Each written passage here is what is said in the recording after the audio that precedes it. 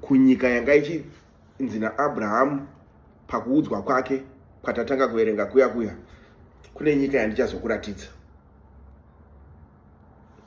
Right.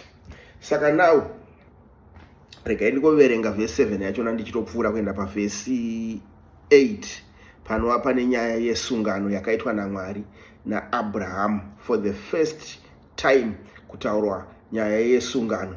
Zviri kureva kuti panguva yese iri kuitika zvinhu zvese zvikumashure, Mwari pavari kutaura naAbhurahama, Abhurahama achinzi ibvai panapa muende uku, vachizodiwa vachizoenda kuHarani paya zvese zvakaitika kumashure ukoko zvanga zvichiitika between God and Abraham, but Abraham asina covenant yaari kurarama ari pasi payo, because covenant yaakutozve kutanga yaMwari yakutozoitwa panapa patiri kunzwa Mwari patiri kunzwa panapa pari kuparidzwa naStephen tichizodzokera kushoko raMwari tichitoona kuti alright, saka ndo zviri kuitika panapa. Genesis achitozotiratidza kuti ndo yakava first covenant yakaitwa naMwari naAbraham, inova the covenant of circumcision, right? Saka verse 7 ndo yati rudzi rwevachava varanda varwo ndicharutongesa, ndizvo zvinoreva Mwari. Shure kwaizvozvo vachabuda vachandishumira panzvimbo iyi. Shure kwaizvozvo Mwari achatongesa rudzi rwavanoshumira parwuri, kureva kuti vaIsraeri, rudzi rwuri kuvatambudza kuIjipti uku, Mwari achazodhira navo maringe nezvaanga achivaitira ava. Ndopatava tichiti paya saka kutambudzika kwese kwavakaita neunhapwa hwavakatamba huya vakatambudzika vakatamba unhapwa and so on, but Mwari aizviona, Mwari akanga ainavo, ende Mwari aiziva kuti achavabudisa, ende Mwari aiziva zvaachazoitira ava vatambudzi ava. Ndo patabatanidza verse 7 yaActs 7 iyi, ndo pataibatanidza naGenesis chapter 15 pataverenga pavhesi 14 paya, ndokubva taibatanidza naActs chapter 14 verse 22, ndokubva tazvisanganisa navaFilipi chapter 1 verse 27, tikaona kuti alright, Mwari ari kutaurira Abrahama kuti vana vako iwe nerudzi rwako kana nevana vako pamuchatambudzwa pese, kutambudzika kwese kwamunenge muchiita, Mwari anenge achiona, but kutambudzika ikoko inzira yekupfuura nayo kuenda kunyika Mwari yaari kuda kuti vazorarama vari ikoko, inova nyika yeKenani, kunonzi kune huchi nemukaka, kuri kuzoendwa after vanhu vabva mukutambudzika kubva muEgypt. Saka kana vanhu vabva mukutambudzika vari kuzoenda kunorarama munyika yavari kupiwa naMwari kuti vararame vari madzishe mairi, iri nyika yavo ivo yekuti vanenge vachiti this is our own nation.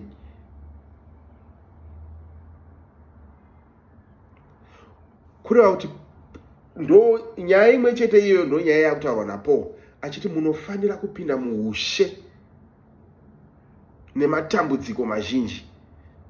Saka vanhu vanenge vaine matambudziko, but mumatambudziko avo kudaro vari vekutenda havasi kuzotsauka left or right kana kudzokera kumashure. They will remain focused, vakatarisa kumberi kuna Jesu Kristu, muvambi nemuponesi wekutenda kwavo, vachiziva kwavari kuenda. Mwari haasi kuzosiya vatambudzi vakadaro. Tati vaFilipi chapter 2 verse 27 yati asifambai zvakafanira. Kufamba zvakafanira ndiko kungofamba according to the will of God, according to the instruction yaMwari, sezvakaitwa naAbraham. Abraham akangonzi do this and then abangoita zvaakataurwa kunzi aite, ndobva anzi kwaari ndiko kutenda ikoko, ndo chiratidzo chekutenda. Saka vari vekutenda vese ndo zvavanofanira kungoitawo. Saka vachidaro vanofanira kufamba zvakafanira ivhangeri yaKristu, kurati vanofanira kufanira kuva zvakafanira kuda kwaMwari. SevaIsraeri pavakapiwawo instruction vaifanira kufamba zvakafanira kuda kwaMwari, vachiita kuda kwaMwari. Saka Paul achitozoparidzira kereke nawo anotozoti kufamba zvakafanira ikoko, imimi mukaramba muri mukururama, kunyange muine vanhu vanokutambudzai, imi kutambudzwa ikoko ngakusave chinhu chinokanganisa kutenda kwenyu. Kana imi mukasakanganiswa kutenda nekuda kwematambudziko, vari kukutambudzai ivavo isaini kwavari yekuparadzwa, nekuti ivo vachaparadzwa saizvozvo. Sezviri kutaurwa panapa pana Acts chapter 7, kuti vacho vamuri kushumira ava kureva kuti vamuri kushandira, naivo ndichavatongesa. Saka zvese izvozvo zvichiitika, taakupinda manje paimwe nyaya iri panapa pavhesi 8. Pavhesi 8 ndo pane nyaya imwe yataakupinda pairi, iri kunzi iyo iri kunzi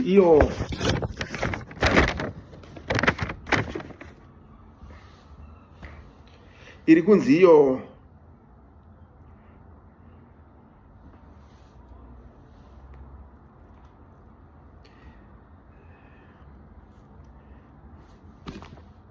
ndakupashaya handidi kuita zvekungotaura, ndenichidaita ndichiverenga, alright. Hanzi akamupa sungano yedzingiso. Zvino Abrahamu akabereka Isaac, akamudzingisa nezuva rerusere, akabereka mateteguru ane 12. Akabereka mateteguru ane 12 Isaac after adzingiswa, ndokuzoberekawo vana vari kunzi mateteguru ane 12. Saka panapa tikateerera zvakanaka tiri kunzwa kunzi Mwari akaita sungano naAbhurahama inova sungano yecircumcision. Nekumwe kutaura, in other words, circumcision yakava the sign of the covenant between Abraham and God. Saka kuratidza kuti vanhu vari musungano yavainayo naMwari vaifanira kudzingiswa. Ndo saka Abrahama akangoti pakuberekwa kwaIsaac manje pazuva rechi8 ndobva amudzingisawo.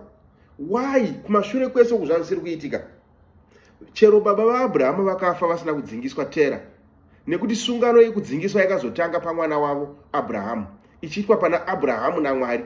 Kurati zvaibva pana Abrahamu zvichizoenda pavanhu vese vari kuzoberekwa kubva pana Abrahamu zvichiuya kumashure.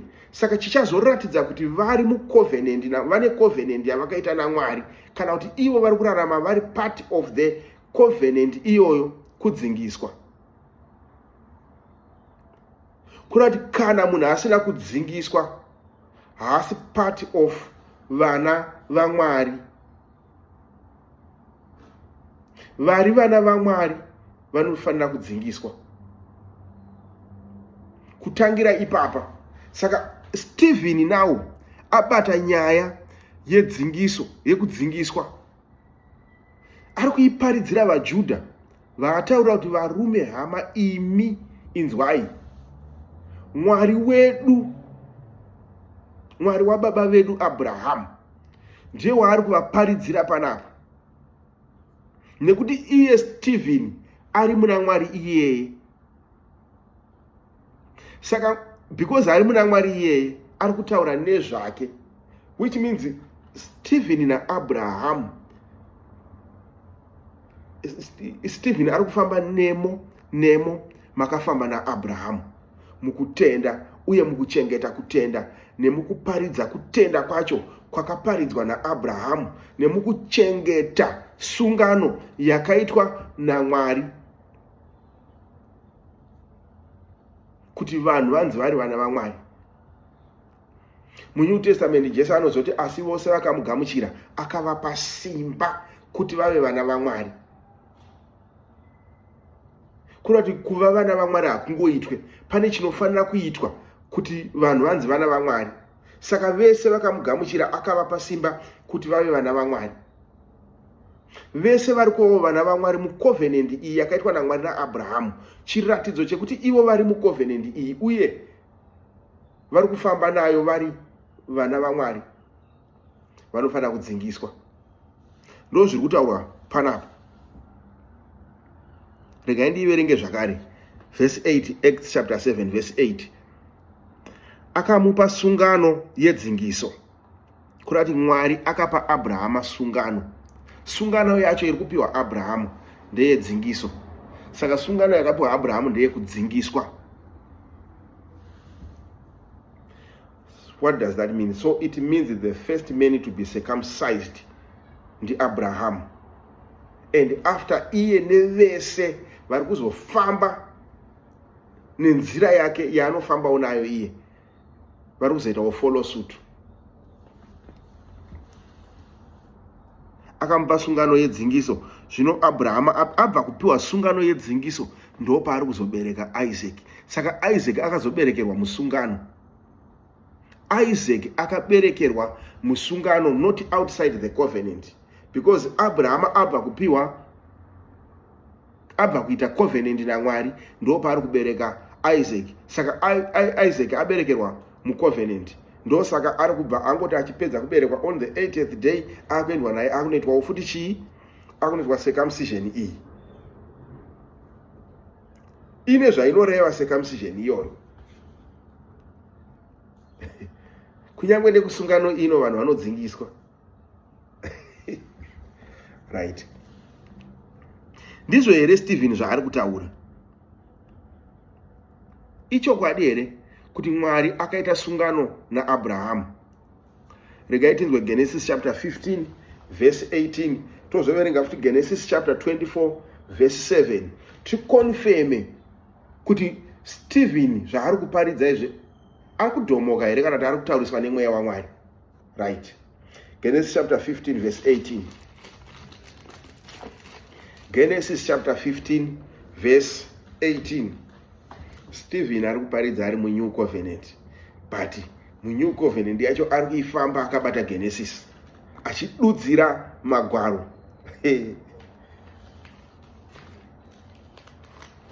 Genesis chapter 15 verse 18. Right.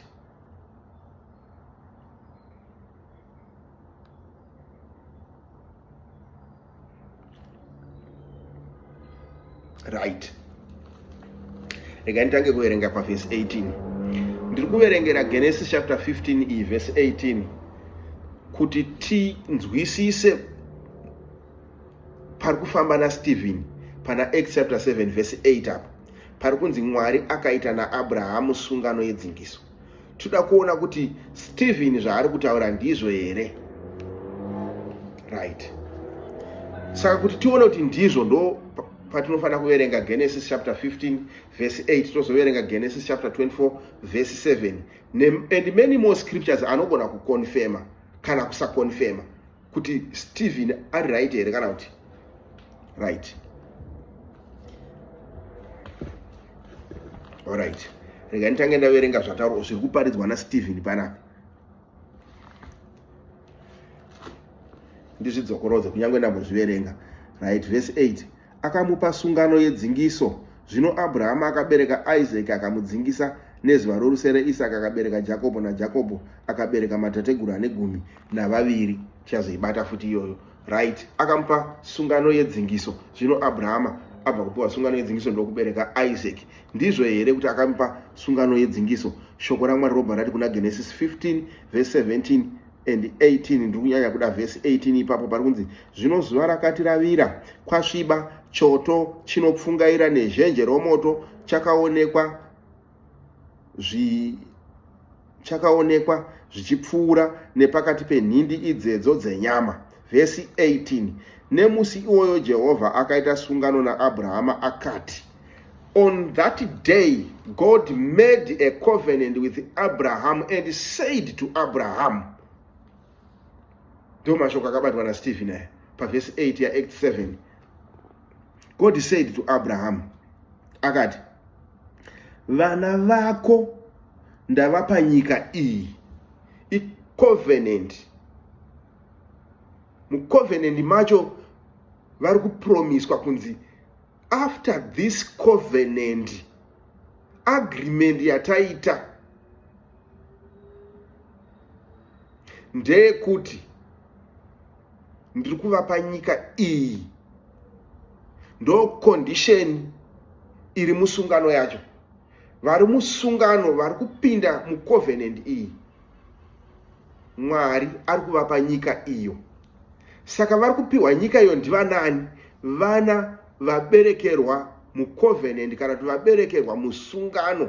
Nekuti vana vaberekerwa musungano, they automatically become part of the covenant, because naivo futi they undergo the same process yakapfudza baba vavo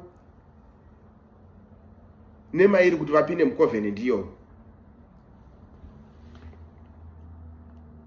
Saka nemusi iyo Jehovha akaita sungano naAbhurahama akati vana vako ndavapa nyika iyi, kubva parwizi rweEgypt kusvikira kurwizi rukuru runonzi Euphrates.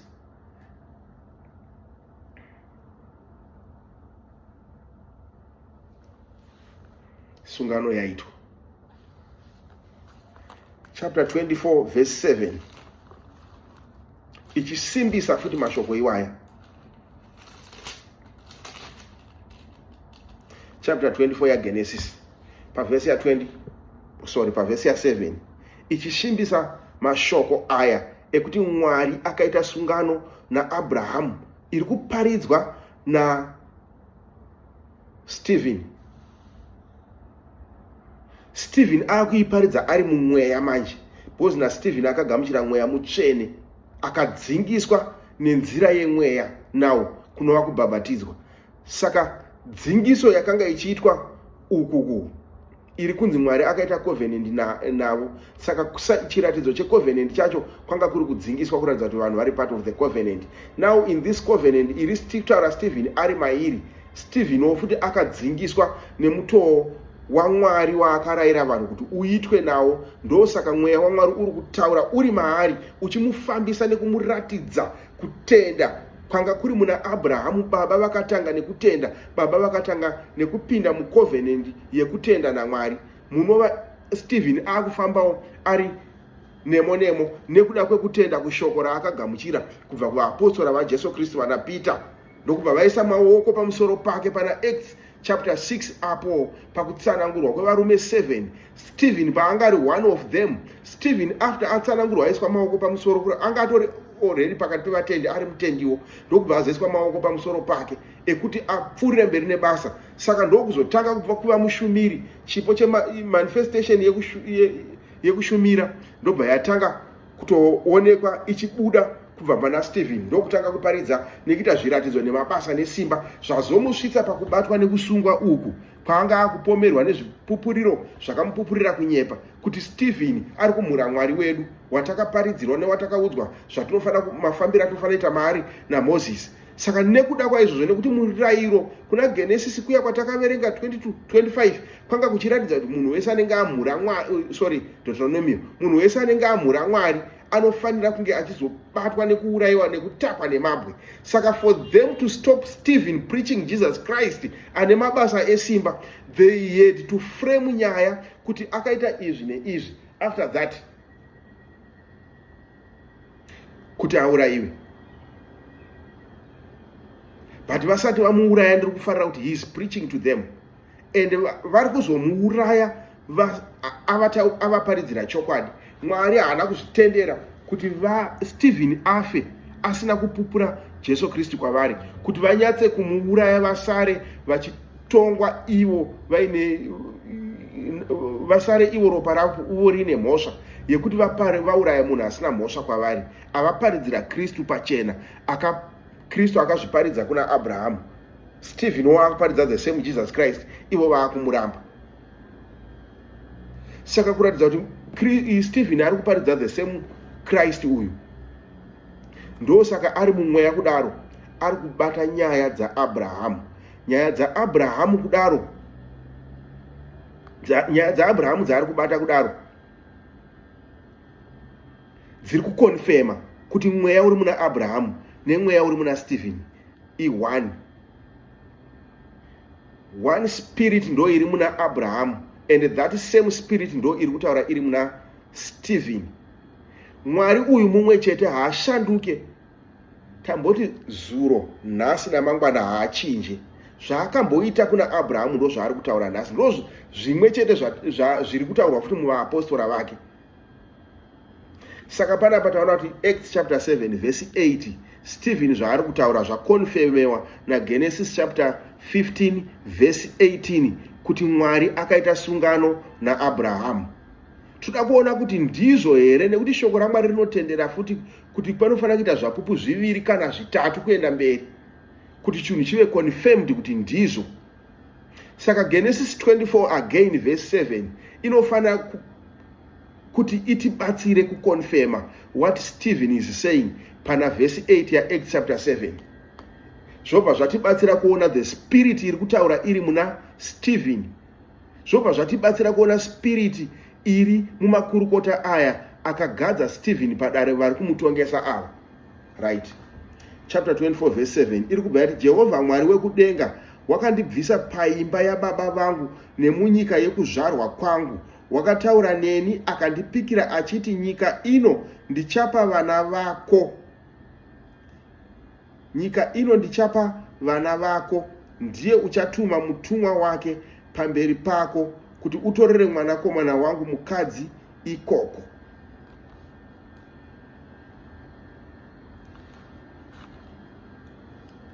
Tobatamaka. Confirmation. Stembi yaiswa ga. Ndo zviri kutaurwa naMwari. Ndo saka tiri kutoonawo kuti soon after this covenant yaita naMwari tiri kutozoonawo pakuberekwa vana Isaac. Kuti vaite sei? Kuti vaenjoy mabenefits ekunyika yavakaberekerwa kuti vairarame naMwari. Nyika yakapromiswa baba vavo. Right.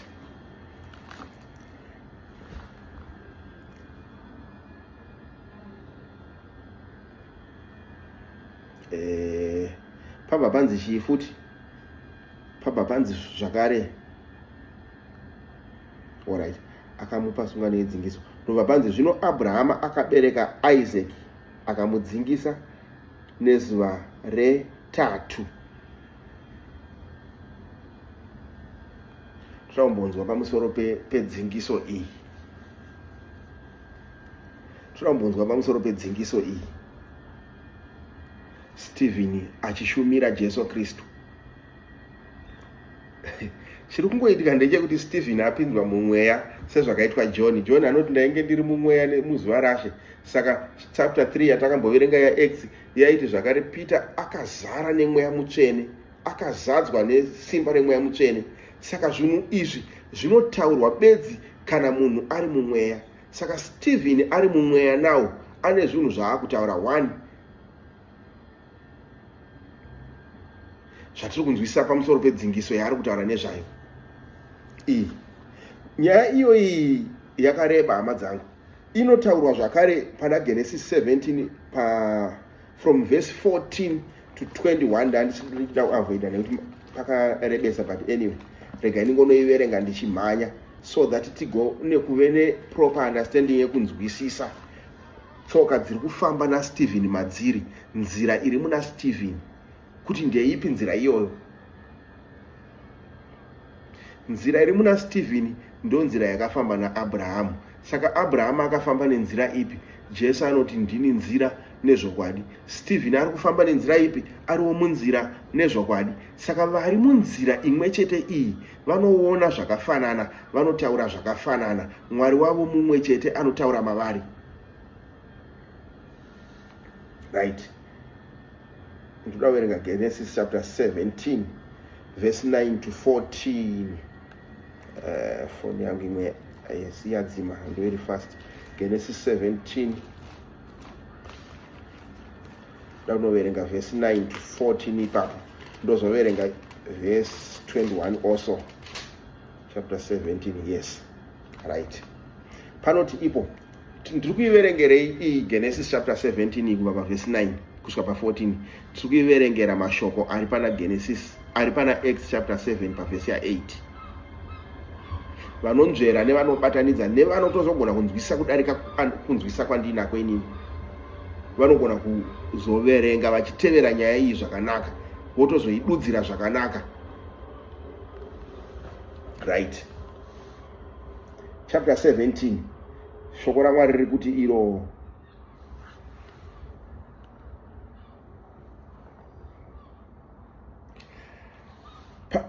pane nyaya iri kunzi Abrahama anotumidzwa Abrahamu, unopiwa chiratidzo chekudzingiswa, chiratidzo, vision yekudzingiswa. Alright, ndoda kutanga kuverenga vhesi 9 ndisapedze nguva. Mwari akatiwo kuna Abrahamu, kana uriwe chengeta sungano yangu, chengeta sungano yangu. Kureva kuti sungano, covenant, inotochengetedzwa. Ndosaka tichinzwa Paul kuna Timothy kuya chapter 4 akuti ndakachengeta kutenda. Kuchengeta kutenda iko kuya kuchengeta sungano. Ndakachengeta kutenda, ndarwa kurwa kwakanaka. Saka kuchengeta zvivimbiso zvaMwari zvakanzi ita izvi neizvi neizvi, ikoko kunofanira kutochengetedzwa nekurangarirwa. Kana kuchinzi kunochengetwa, Mwari ari kuti rangarira each and every minute of your life. Remember this, and because this is my will. Kuna kuti hauite zvaunoda iwewe, but unoita zvandinoda inini, muridzi wesungano, nekuti ndini ndakupinza musungano yacho. Saka wakufanira kuita zvandinoda kwete zvaunoda. Saka unofanira kuichengeta. Kuna kuti unofanira kuchengeta nekunzwisisa kutaura kwaMwari. Ndakatera. Hama yangu Mr. Mugoma, munofara here hama yangu? Pakadiko pakapa. Right. Zvikanzi Mwari akati kuna Abrahama, uriwe chengeta sungano yangu, iwe nevana vako vanokutevera parudzi, pamarudzi avo ose. Uriwe nevana vako vanokutevera pamarudzi avo ose. Saka muri kuona kureva kuti sungano yatangwa kuitwa naMwari naAbrahamu. Abrahamu ndiye the first man kuita a covenant with God. Kubva pana Abrahamu zvaakutonzi nemadescendants ako vanozotevera kumashure ako, naivo vakufanira kupinda musungano iyi yandatanga kuita newe. Right. Kana uri wechengeta sungano yangu, iwe nevana vako vanokutevera pamarudzi avo ose, ndiyo sungano yangu yamunofanira kuchengeta. Apa panzi nevana vako vanokutevera pamarudzi avo ese, vanonzvera nevanoverenga vanoziva ukazoenda pana Genesis 29 na 30 pakuratidza vana vacho. Alright. Mwari akati kuna Abrahamu, kana uri wechengeta sungano yangu nevana vako vanotevera pamarudzi avo ose, ndiyo sungano yangu yamunofanira kuchengeta pakati pangu nemi. Kurati between munhu naMwari there is a covenant inoda kuchengetedzwa. Between munhu naMwari, and covenant iyo kuchengetedzwa kwayo ndo confirmation yekuti there is a relationship between munhu naMwari. Kana tiri isu zvazvino izvi vaakuparidzirwa naStephen kudai, covenant yedu yatinochengeta inoratidza kuva neukama naMwari, kutenda, tinokuchengeta. Right.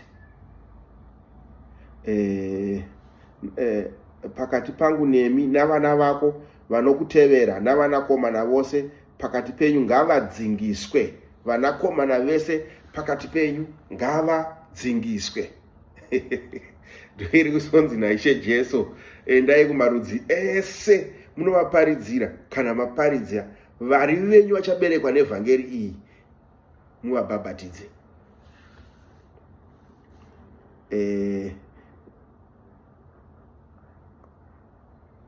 Vari pakati penyu vadzingiswe. Mudzingiswe panyama yechikanda chenyu chepamberi kuti chive chiratidzo chesungano iri pakati pangu. Inzwai, kana izvozvo zvaitwa, it is a sign. Izvozvo Mwari ndo zvaachaziva nazvo kuti paita vangu apo. Isign ndo chiratidzo kuna Mwari ichocho. Hapana chimwe chinhu chinodiwa kana chingaitwa pasi pedenga by then chaikwanisa kukonfirma kuna Mwari kuti tiri pamwe chete. Chaigona kuitwa kana chisiri kuti vana vaAbhurahama kana kuti madescendants aAbhurahama adzingiswa. Ndokuda kwaMwari.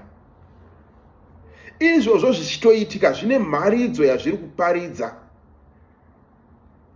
Zvine chiprofita chazviri kuprofita pamusoro pezvanga zvichizoitwa kumberi zvaizoprofitwa naJeremia paya pa 31:31. Right. Chiratidzo chesungano iri pakati pangu nemi, mwanakomana una mazuva masere pakati penyu, ngaadzingiswe.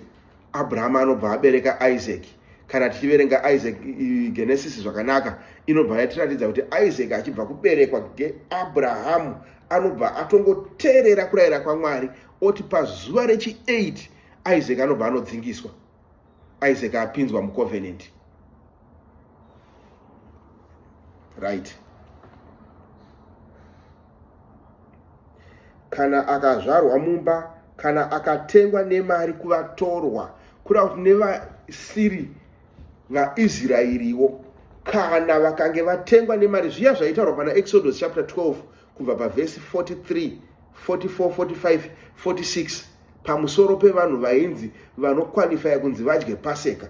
Ndo zviri kungofananidzwa nezviri kutaurwa panapa kuna Abrahamu. Saka mashoko akataurwa naMwari kuna Abrahamu anotoratidza kuti akatozotaurwawo nekuna Moses. Alright.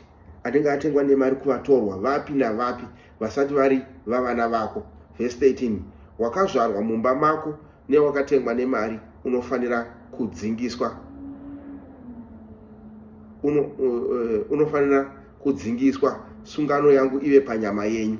Akazvarwa mumba mako kana asina kuzvarwa mumba mako vanofanira kudzingiswa. Paprofitwa ipapa nyaya inozotaurwa naJohn naIshe Jesu Kristu kuna John chapter 10 kuya vachiti nemamwe makwai ndinawo asati ari edanga rino iri, but chichakonfirma kuti aya makwai ndinawo mudanga rangu. Inyaya yekudzingiswa uku kureva kuti makwai ekunze achatotengwawo nemutengo weropa obva auya obhabhatidzwa sezvinongoitwawo vapi ava vese pamwe chete. Kana vadaro vanobva vafanana, vese vava chinhu chimwe chete, nekuti vese vadzingiswa, vese vabhabhatidzwa muna Mwari, muna Kristu.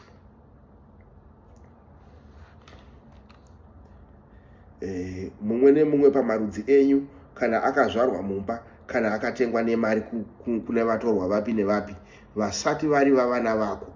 Wakazvarwa mumba mako newakatengwa nemari vanofanira kudzingiswa, kureva kuti vanofanira kuita chinhu chimwe chete, rusvingo rwabviswa pakati. Chiprofita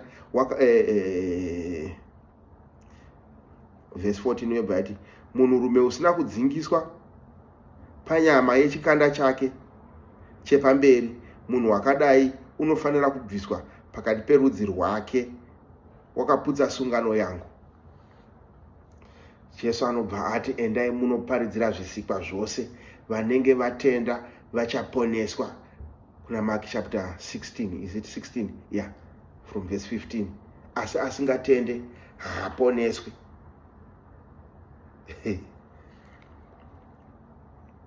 Mwari akati kuna Abrahamu, no, verse 15, rega ndisaiverenge, rega ndidzokere kunoko kuverse 8 yedu.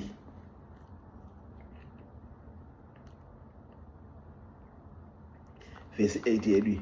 Ndachida kuverenga verse 21 also. Andida kunge ndazoiverenga verse 21. Ine zvimwe zvinhu inoti, asi sungano yangu ndichaisimbisa naIsaac uyo akaberekerwa naSara nenguva iyi.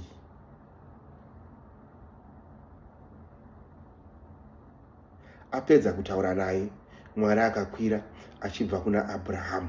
Ipapo Abrahamu akatora apedza kutaura naye, Mwari akakwira. Exactly what happened. Mwari apedza kutaura nevapostora vake akakwira pana Acts chapter 1. Basa rotanga kuitwa. Alright, handisuda kunyanya kuenda ikoko, ndoda kudzoka panapa pazonzi pasame verse 8 iyo pane mamwe mashoko ayazotaura kwekunopedzesera uko yati kudiko hanzi. Alright, hanzi akamudzingisa nezuva rerusere. Isaka akaberekwa naJakobho, akaberekwa natateguru.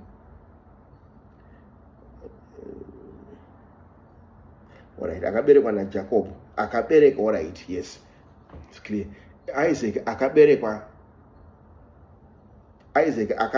Jakobho. Nyaya dzacho dzakatoreba kadziri ipapapa. Isaac akabereka Jakobho, kureva kuti Isaac ndiye akabereka Jakobho. Saka Jakobho mwana waIsaac, kureva kuti Jakobho muzukuru waAbhurahamu. Isaac mwana waAbhurahamu, Jakobho mwana waIsaac. Saka Jakobho kana achiona Abraham anoti sekuru, kana Abraham achiona Jakobho anoti muzukuru. Muzukuru mwana waIsaac mwana wake. Abraham ndi sekuru, baba vaJakobho. Ndozvikutaura panapa kuti Isaac akabereka Jakobho, naJakobho akabereka matateguru ane 12. Jakobho muzukuru waAbhurahamu mwana waIsaac ndokuzoberekawo the 12 patriarch, ndokuzoberekawo vana vakabereka vaya vakomana 12, vana Rubheni, vana Dhani, vana Asheri, vana Benjamini, munin'ina waJoseph uya wekuti pakazoita nyaya yacho yakareba. Joseph na Benjamin amai vavo vamwe chete, vari vana vaJakobho. Nyaya yacho iyo nyaya yacho yakareba. Inotangira pana Genesis chapter 29. Jakobho paakaenda kwaLabhani paya. Genesis 29 chapter 30 inyaya foni yangu yakuda kudzima battery. But nyaya yacho na iyi nyaya yakabatwa naStephen yakakura ende yakareba. Because ndiStephen ari kurondedzera nyaya iyi. We must not forget kuti tikuerenga Acts chapter 7 verse 8 tichinzwa Stephen achirondedzera nyaya iyi. Saka Stephen ndiye atiisa kuna Genesis. Zviri kutaura kuti ndichitoverenga kudai ndiri kunzwa Stephen achindiparidzira ndakagara kudai achindiisa kunhoroondo iyi. Ndobva ndanoibata nhoroondo iyi ndodzoka nayo kuno kuNew Testament. Kuno kuNew Testament ndichiti ndikauya nayo inenge panenge paine zviratidzo zvatinenge tichiratidzwa nayo. Ndo mafambiro inenge ichiita vhangeri yacho. Inenge ichiti ikakubvisa kuyo kuisa kunoko wobva waona kuti alright saka tiri kubva papi nepatiri ndepapi.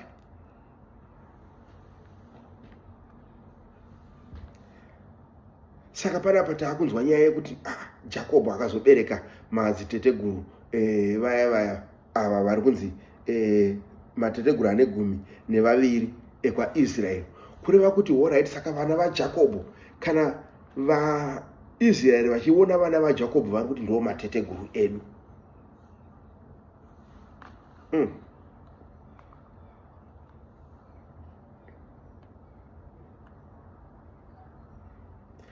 Verse 9 iyi ndikada kuiteedzera ine nyaya dzakawanda zvokuti hatingapabvi. Pavhesi 9 anyway, verse 10 iri kubva yati akamurwira panhamo dzake dzose akamubatsira kuti adikanwe naFarao. Ndiani uyu?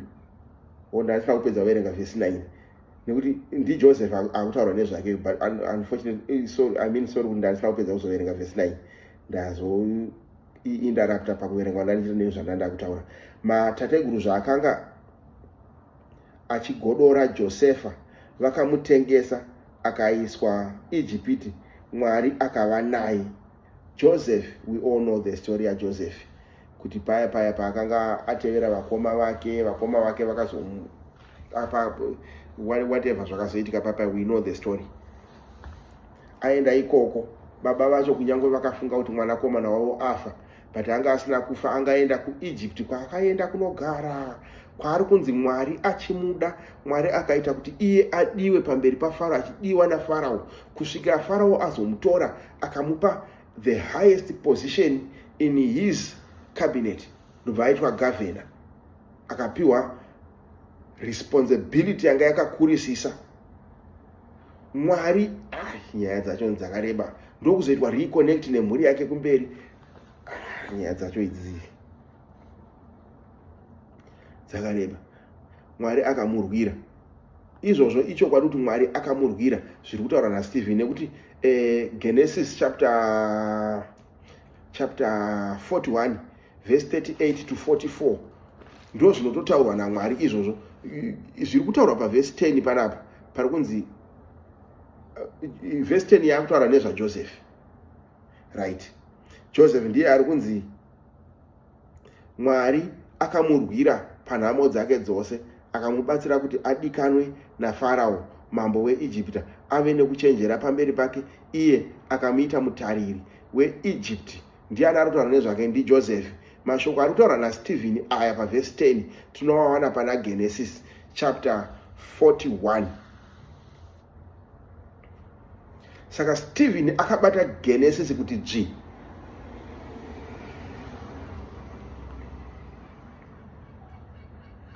Rega ndinoiverenga Genesis chapter 41 yachona verse 38 to 44.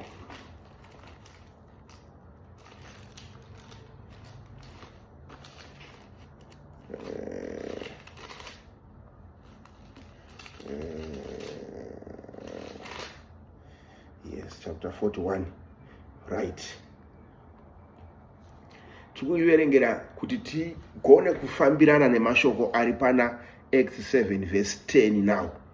Saka Stephen ndo paakota apa paari kutaura nyaya yaJoseph, yekuti akazowana favor pamberi pamambo Farao.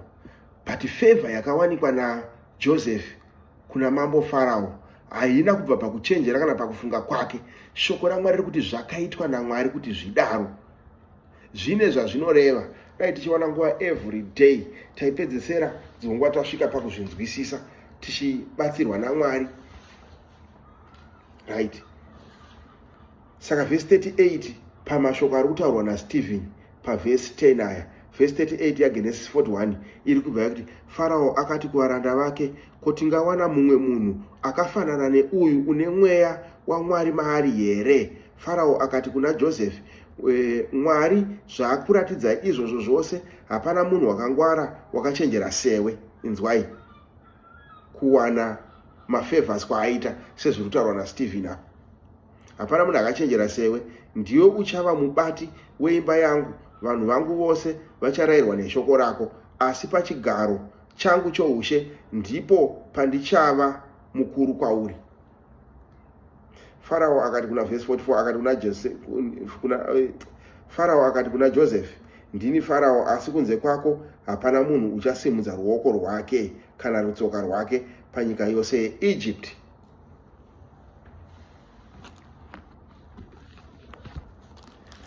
Foni yangu yakuda kupera moto, tinozopfuurira mberi kana tatenderwa naMwari. Hama dzangu,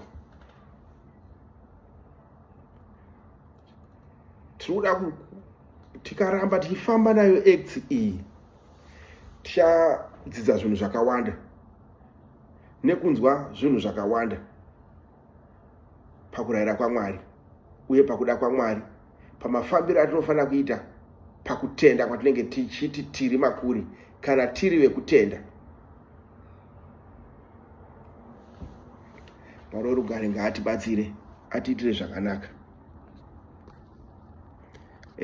Ndakusiyira panzira, ndachida kuti tirambe tichibatsirwa neshoko raMwari tichitotandara zvedu naro kudai, but unfortunately phone yangu yakucomplaina battery. Saka kana Mwari atendera tinozongopfuurira mberi paumwe mukana zvakare.